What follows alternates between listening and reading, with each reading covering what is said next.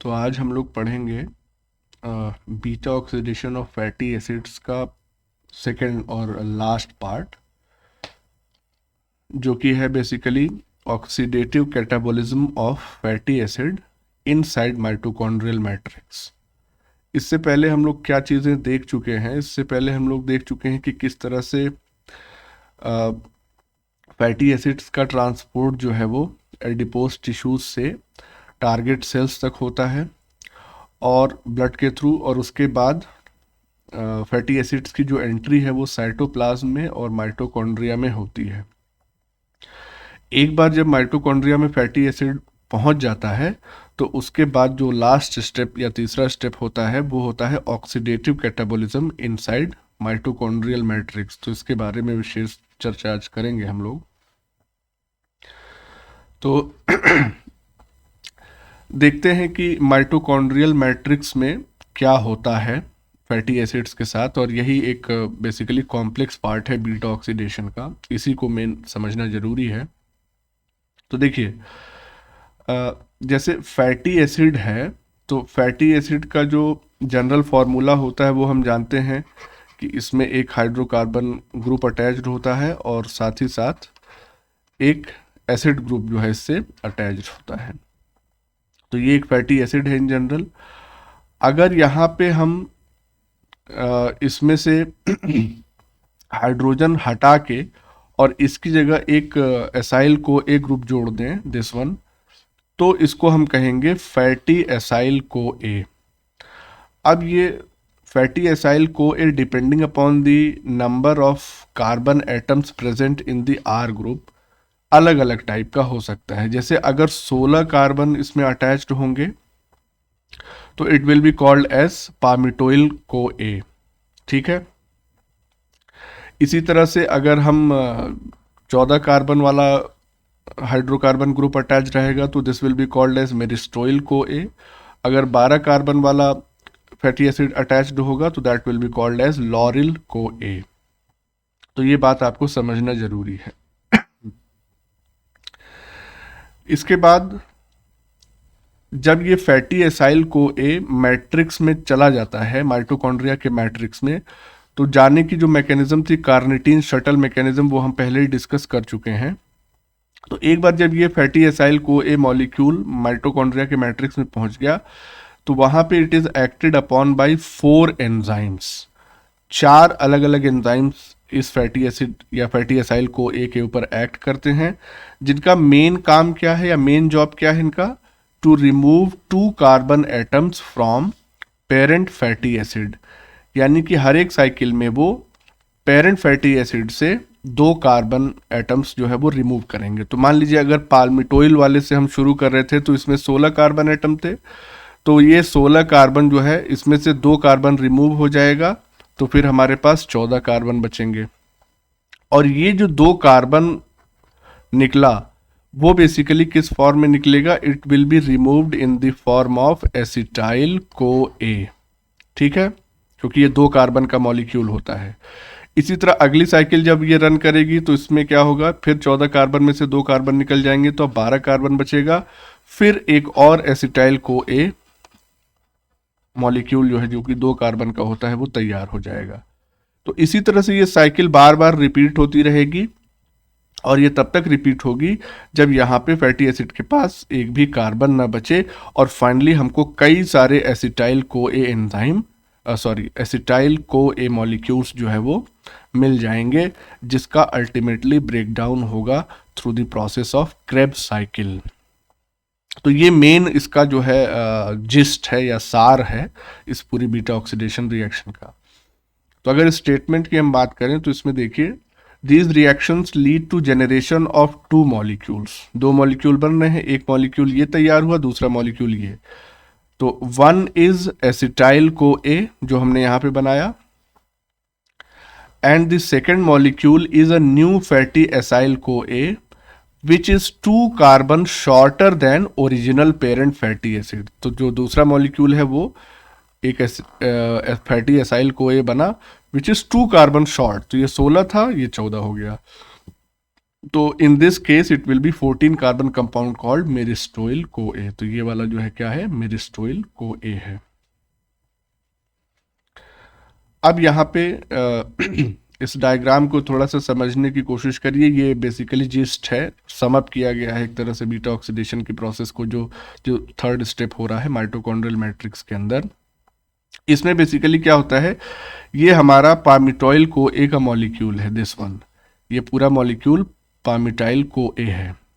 अब ये पामिटॉइल को ए के ऊपर 4 एंजाइम्स एक्ट करेंगे, जिसकी वजह से क्या बनेगा, एक एसिटाइल को ए एंजाइम बन जाए, एसिटाइल को ए मॉलिक्यूल बन जाएगा, और दूसरा मिरिस्टॉइल को ए जो कि 14 कार्बन का होगा।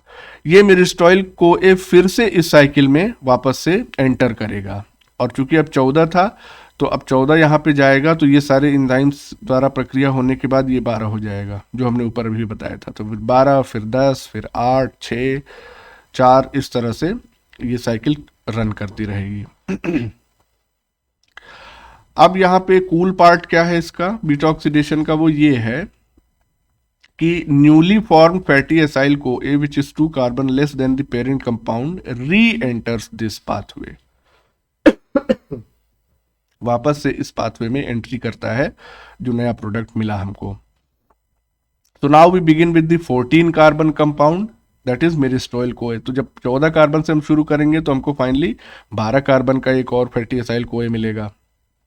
तो इस तरह से हमको अगला 12 कार्बन वाला मिला, और एक और न्यू मॉलिक्यूल ऑफ एसिटाइल को ए हमको ऑब्टेन होगा।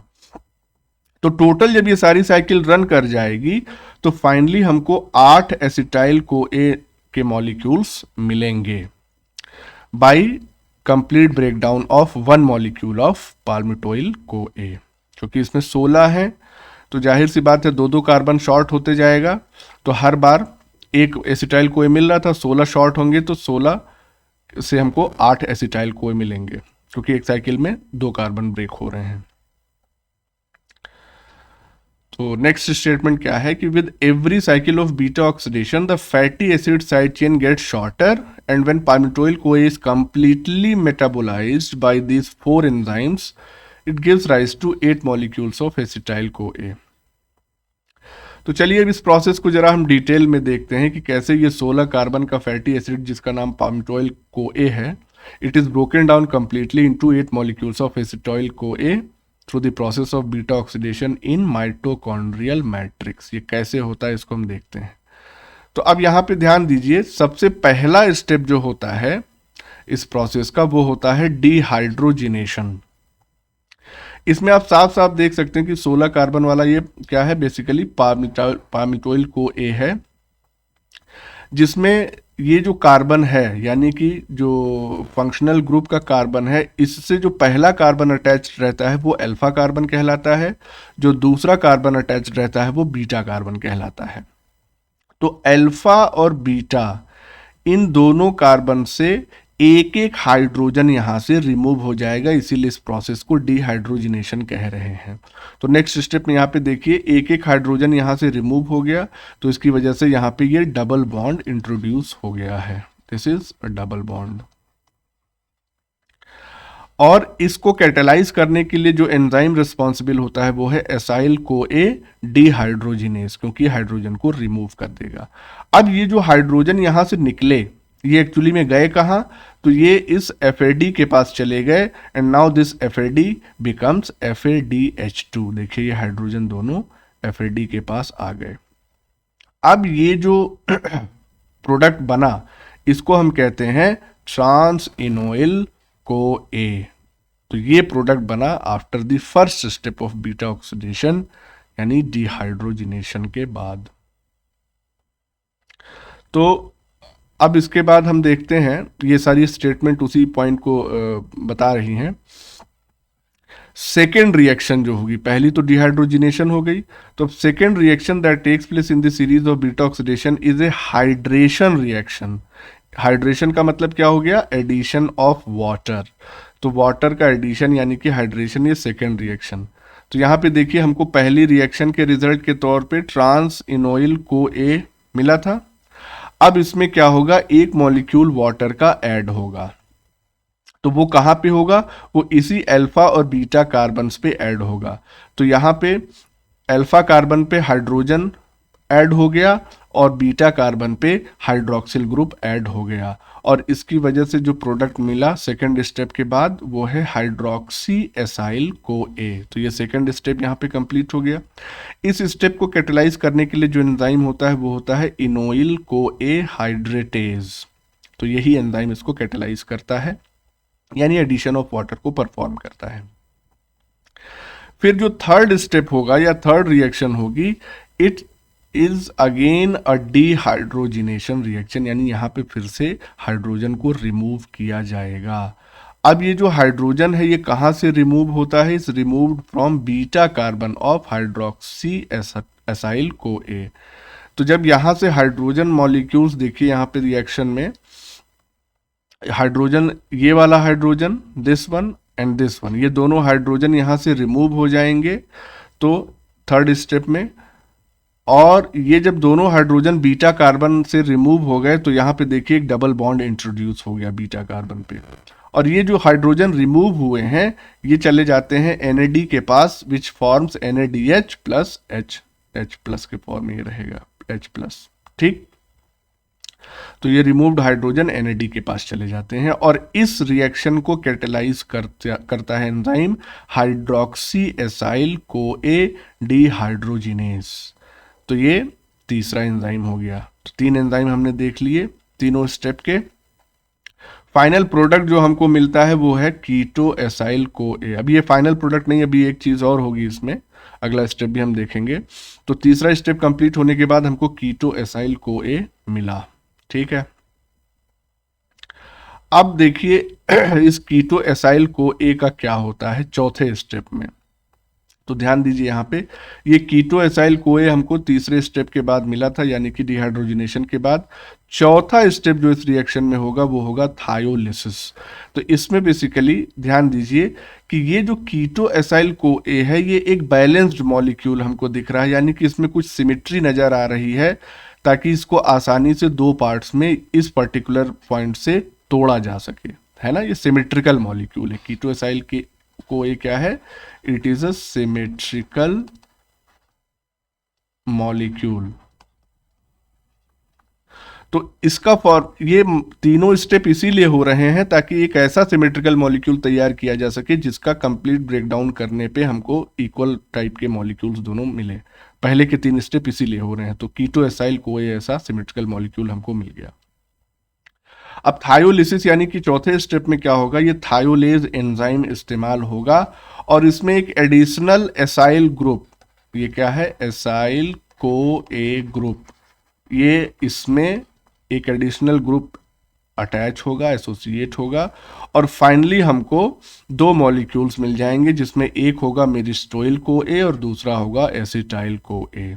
ठीक है ना, यहाँ पे ब्रेकडाउन से आप समझ सकते हैं कि ये वाला तो पूरा एज सच यहाँ से डिसोसिएट हो गया, तो हमको ये एसिटाइल को ए मिला, और ये वाला जो है यहाँ पे इस कार्बन से ये एसाइल को ए ग्रुप आके यहाँ पे अटैच हो गया है। ठीक, तो हमको मेरिस्टोइल को ए मिला और एसिटाइल को एक मॉलिक्यूल मिल गया। तो ये कितने कार्बन का है, 14 कार्बन का, जबकि हमने शुरू किया था पार्मिटोइल को ए से जो कि 16 कार्बन का था। तो 2 कार्बन लेस यहाँ पे हमको मिले और एक मॉलिक्यूल एसिटाइल को ए का मिला हमको। ठीक है तो ये जो पहली 3 रिएक्शंस थी, यानी डिहाइड्रोजिनेशन, फिर डिहाइड्रेशन, फिर से dehydrogenation, they are involve series of beta oxidation just to prepare the fatty acetyl को A to a more balanced and symmetric molecule which can be broken down into 2 molecules. तो ये statement हम आपको पहले ही बता चुके हैं, एक्सप्लेन कर चुके हैं।